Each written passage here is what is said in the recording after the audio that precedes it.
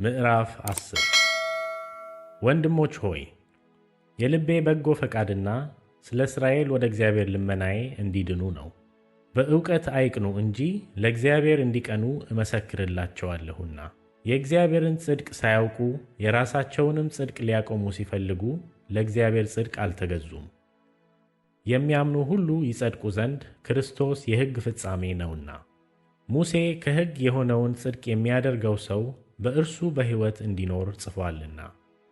ከእምነት የሆነ ጽድቅ ግን እንዲህ ይላል፣ በልብህ ማን ወደ ሰማይ ይወጣል አትበል፣ ይህ ክርስቶስን ለማውረድ ነው። ወይም በልብህ ወደ ጥልቁ ማን ይወርዳል አትበል፣ ይህ ክርስቶስን ከሙታን ለማውጣት ነው። ነገር ግን ምን ይላል? በአፍህ በልብህም ሆኖ ቃሉ ቀርቦልሃል። ይህም የምንሰብከው የእምነት ቃል ነው። ኢየሱስ ጌታ እንደሆነ በአፍህ ብትመሰክር፣ እግዚአብሔርም ከሙታን እንዳስነሳው በልብህ ብታምን ትድናለህና። ሰው በልቡ አምኖ ይጸድቃልና በአፉም መስክሮ ይድናልና። መጽሐፍ በእርሱ የሚያምን ሁሉ አያፍርም ይላልና። በአይሁዳዊና በግሪክ ሰው መካከል ልዩነት የለምና፣ አንዱ ጌታ የሁሉ ጌታ ነውና ለሚጠሩትም ሁሉ ባለጠጋ ነው። የጌታን ስም የሚጠራ ሁሉ ይድናልና። እንግዲህ ያላመኑትን እንዴት አድርገው ይጠሩታል? ባልሰሙትስ እንዴት ያምናሉ? ያለ ሰባኪስ እንዴት ይሰማሉ?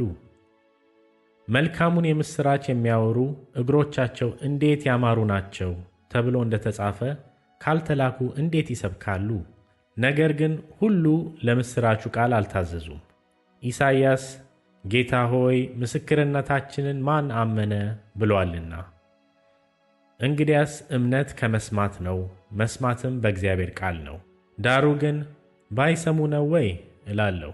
በእውነት ድምፃቸው በምድር ሁሉ ላይ ቃላቸውም እስከ ዓለም ዳርቻ ወጣ።